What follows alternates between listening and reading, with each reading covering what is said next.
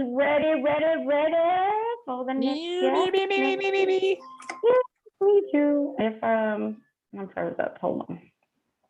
Awesome. I think I'm getting there. Okay. Next speaker up is Melissa Manfield Anderson. She is the Lipstick CEO.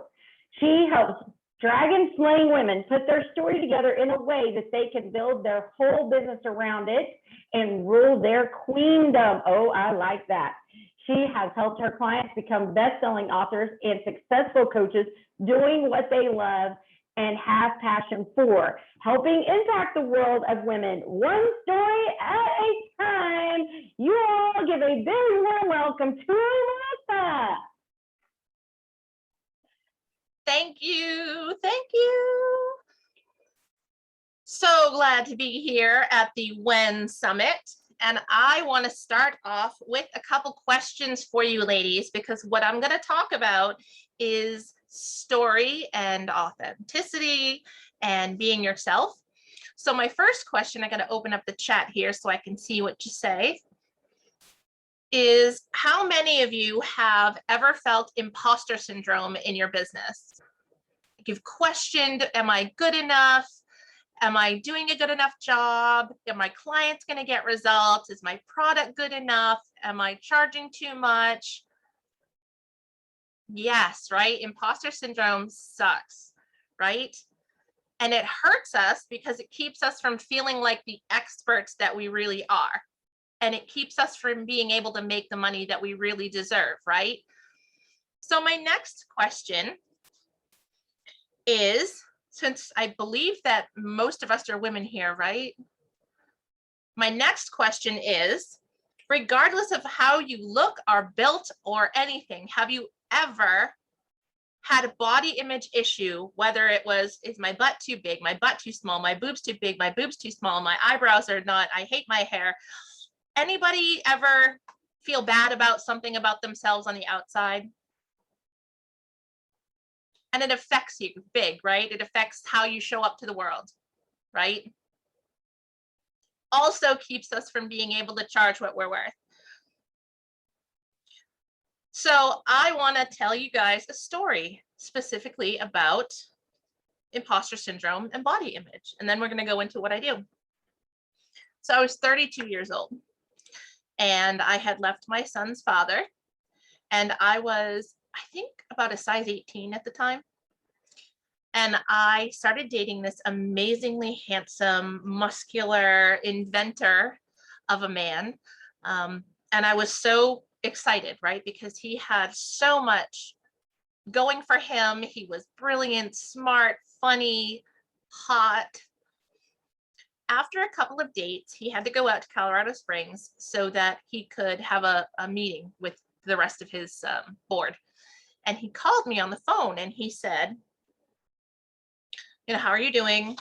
All the nice stuff. But then he asked me a question. He said, is there anything about me that you would change? And I'm like, well, that's not really a fair question, but I don't really know you that well. But that's a very passive aggressive way to let me know there's something about me that you would like to change, right?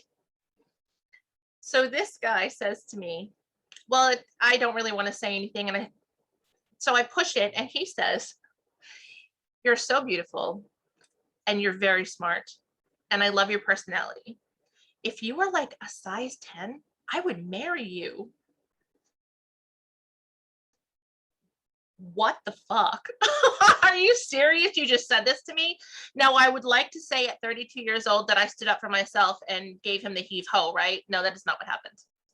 What actually happened is I slipped into a complete breakdown, because when you are a bigger girl or you're too thin or you're not society standards, you have these issues all the time. So when someone brings that much attention to it, it's so easy to fall apart, right? So I didn't stop dating him. What I did is I joined the gym and I started eating things like tuna fish with mustard, pickles, drank all kinds of water. I spent 2 hours a day at the gym, 7 days a week. I got down to a size 10. A 10. So first of all, anybody that's been a bigger girl, you know, when you lose that weight, you can imagine what my boobs look like naked. So now to the outside world, I'm like this perfect size 10. And when I'm naked, I'm looking at my body like a balloon that's been blown up for a week, and then you let all the air out, and it's like all wrinkly and disgusting. The other thing I noticed is it didn't change how I felt about myself. I still, if anything, I felt worse, right? Because now I was basing all of my worth around how much I weigh, what size I am. I used to go on my lunch break to the local TJ Maxx just so I could try on clothes to see what size I was getting down to. That is how mentally disordered I had become over my weight by what this guy said.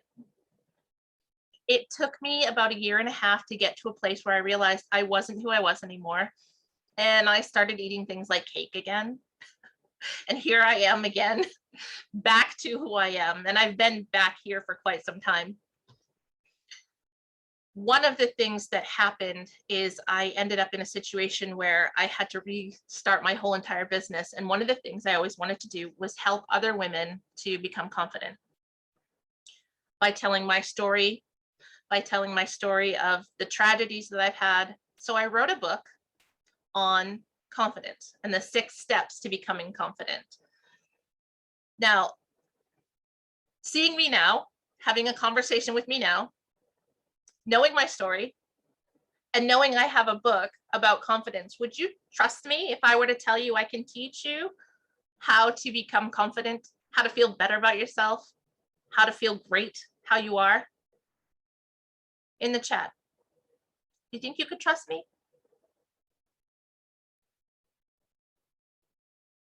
Right. So what's important is story, right? Have any of you ever had this go through your mind? So many other people do what I do. There's like hundreds of people teaching on what I teach. There's so many companies selling the kind of thing that I sell that you start to question whether or not you can even compete in the market. Have you felt like that? I felt like that. I felt like that last year. Right? I see that, Wendy. I'm anxious to find out what you do. Well, I have to tell you, there are hundreds of other people doing what we do. None of us have probably really, truly invented what we're doing, but nobody does it like you. And nobody has the story that you have to help relate to the people you're in front of, right? There are so many coaches out there that do what I do. They help people write. Somebody else actually already spoke in this summit that does something similar to what I do. But we're very different people, right? And her customer probably doesn't look like my client. You know, our clients are very different. It's your story that sets you apart.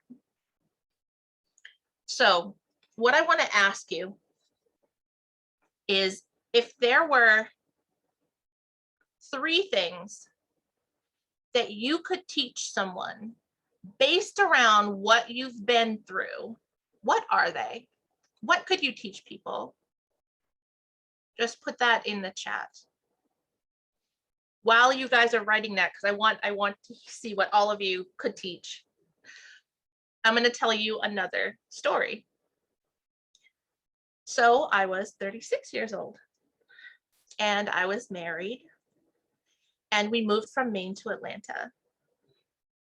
So my husband, my son, and I pull up to our best friend's house where we're staying so we can find our new house. And 5 days in, I found our house. It was perfect. That night we celebrated with pizza and beer, all of us finally together again. We went to bed about 3 a.m. after watching movies. And at 7 a.m, my husband fell off the bed. I thought he was making a joke because he was a prankster. When I looked over the side of the bed, he wasn't joking. And I lost my husband 6 days after we moved 1,200 miles to another state. I had no idea what to do. No idea. All of a sudden, my future was gone. I had to start a job the next week so I could maintain my benefits. Everything I had to start over. But I did it because I'm a woman. Now, did I have a breakdown? Yup. Did I end up in a deep depression at one point? Yes. Did I need to be medicated? Absolutely. However, it is through the tragedies like that that I've been through that I can now teach other women how to get through what they're going through, and then how to master the story so that you can present it to your potential clients in a way that they trust you and they get to know you. I want to go and talk about some of these here. Let me just. Super Sue's, I love that. How to crochet, how to write, how to be a grandmother without being a pain in the ass. That's great. Quilting, crocheting, how to get out of your comfort zone. That's so important for entrepreneurs. Try new things, level of happiness, how to write a thought-provoking blog. Nice. Everyday life difficulties. Awesome. You guys all have some pretty serious things that you could teach. How would it feel to show up to the industry that you teach in as an expert? To be able to open the door with I'm a best-selling author, and that's why you should trust me. Right? It's like an immediate in. Get on podcasts, you get interviewed. Only 3% of people have actually finished a book. 97% of people that start to write don't ever finish their book. But what people don't realize is it doesn't have to be a book, right? It can be a little book, a tiny little book that makes all the difference in the world. And when you tell just one part of your story, like either parts of this, of what I just told you, could be one book. And when you include things like how to do it yourself, include worksheets and photos, now you've got a tool you can build an entire coaching program from. There's got to be something that people ask you for advice about, right? That the people that you know, they always ask, like Haley, everybody asks Haley about social, right? Because that's what she does. She's brilliant. There is something in your life that people are always asking you about. The only difference between advice and coaching is getting paid. So all that advice that you're giving people, you could be getting paid for. And you could be getting paid higher by being a best-selling published author. So I want to tell you how easy it can be, okay? I'm going to walk you through the process. The first thing you do is you map out all of the things that you've been through, emotionally, physically, spiritually, mentally. What are the things in your life that you have gone through that you felt the transformation? You know, there's little things that happen to us every single day, every year, every month, but you know those things that happened that they made a real difference in who you are, how you think, how you feel, and your relationships. Write those things out. And then look at each one and think to yourself, out of these stories, which one could I teach somebody else how I survived and now thrive from it? Okay, and I guarantee as you're women, you're dragon slaying women, you probably have at least 3 to 5 stories like that from the time you were a child to now. So then you think, what is the end result that that person would have once they learn what I've learned, once I've taught them? Okay, and then you think about the things that you could be sharing with them, such as a mantra, such as a worksheet, like a Q&A, getting them to think about where they're at. So that you end up with this powerful little 42-page, what I call the Dragon Slayer's Battle Book. This little 42-page book that now you build a coaching program over. Because there are women out there that need to learn specifically from you. Whether you make soap, whether you crochet, whether you're a social media coach, there are people that need to learn the way to do it like you did. They're going to relate to you and your story. If you could write a book today, what would you write about? I want to see in the chat, what would you, of all your stories that come to your head when we're talking right now, what would you write about?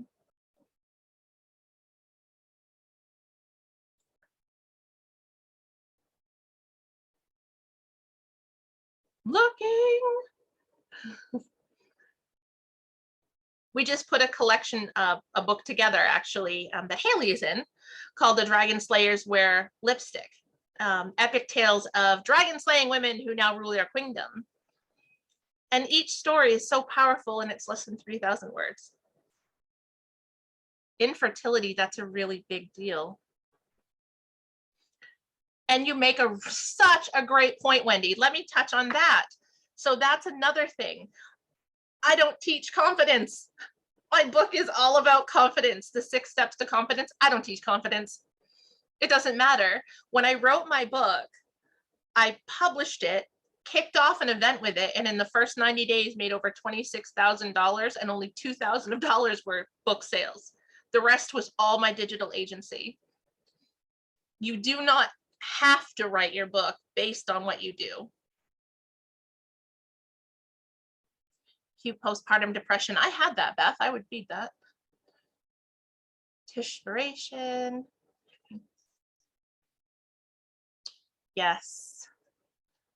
All good.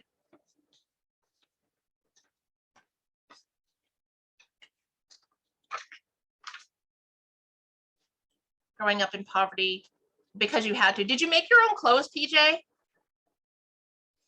My mother used to make my clothes because we were very poor. And I had to wear bell bottoms in 4th grade.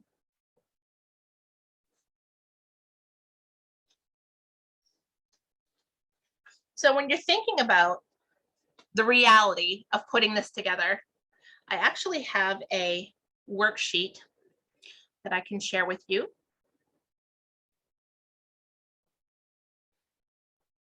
On the things that you think about. And I can share, right, Haley? Okay, awesome. Here we go. All right.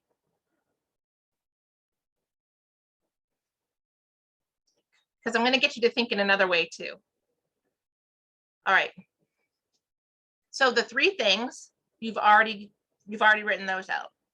And then the results, once people have learned the 3 things that you would teach them.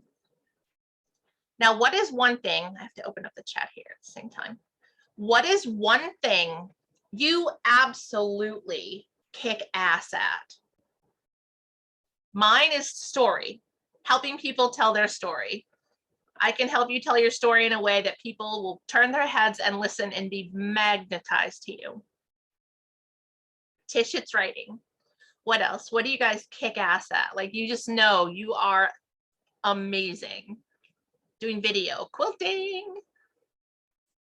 Awesome. Entertaining people, being bold. Nice. Crocheting and writing. Tech genie in a box. I saw that last night. That's brilliant. So there are people that want to know what you know.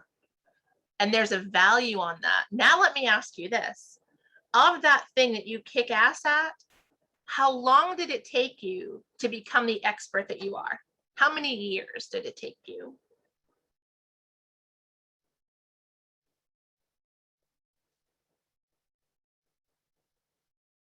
Lifetime 47, 43,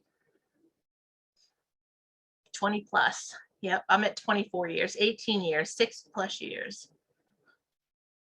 It's a lot of years, right? So how long would it take you to teach somebody how to do what you do?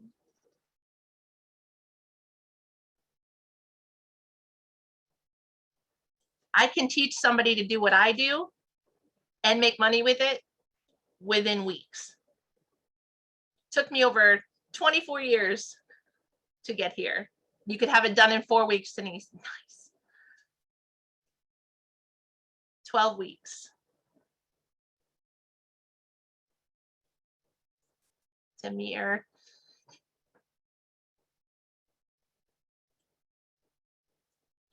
So let's talk about the difference there.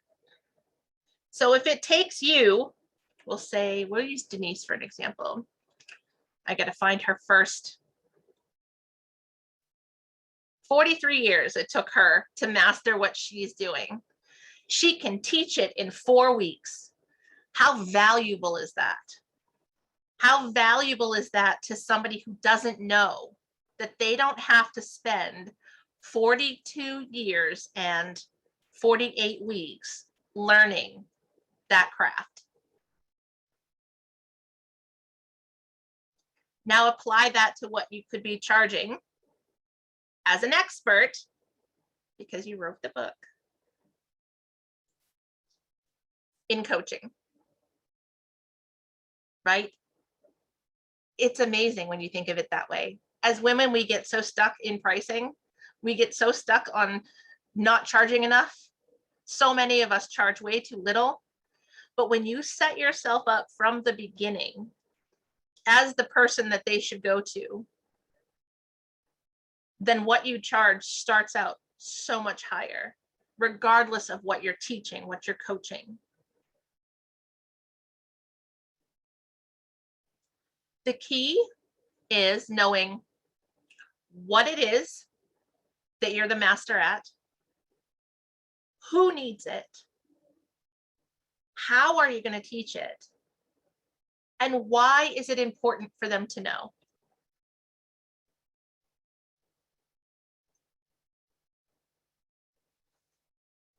And then you build everything off of your story, your book, and then your power statement.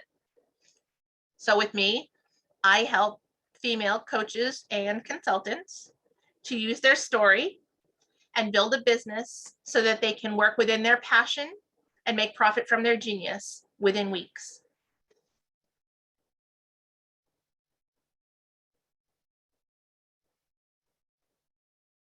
Now I have time left after I gave all of that information.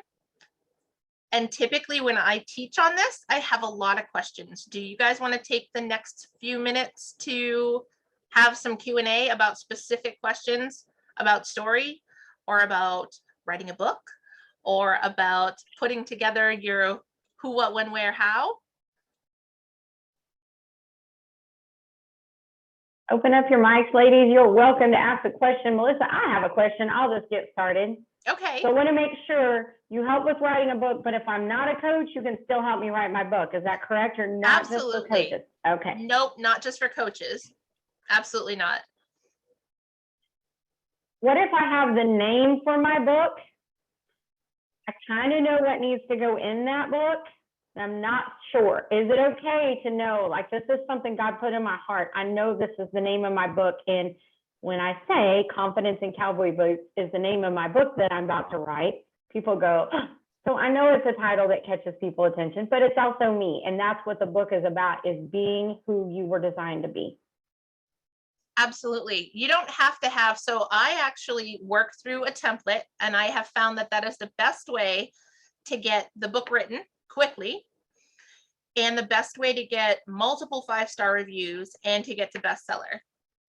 So when you have what it is that you want to write about, what we do is we meet and then we work through how that's going to structure itself together, and whether or not you need to do a battle book, or if you need to do just a regular, like a novel type of, you know, something longer.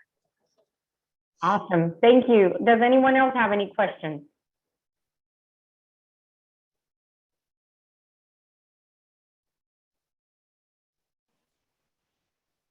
Okay, y'all are going to ask. Oh, wait, who was that? That's Tish. Tish. You said 42 pages, is that correct? Why is that the number for your book? 42 pages, that's a really good question. So you're going to learn about my woo side now. So I was putting together my program again in a way that I could help more women, because they get stuck when it's longer. You know, you get up to that 100, 125 pages, and it's a lot of work, right? And it doesn't have to be that many pages to be powerful. So I was thinking to myself in the shower where I think, and for whatever reason, the number 42 came. I said, I need to have 42 pages. Some of those pages are pictures. Some of them are mantras. I help women put it all together so it becomes a tool, right? And then I told my friend Carla, it's got to be 42 pages. And she said, and it's a fictional book, that it was funny because there is this author that wrote, and some of you may have read the book, The Life, the Universe, and the Answers to Life in the Universe or whatever. Well, the number to that is 42. And I said, well, that's the sign that it needs to be 42 pages. It also means you only have to write 5,000 to 6,000 words. So it can be done and up for pre-order within 7 days.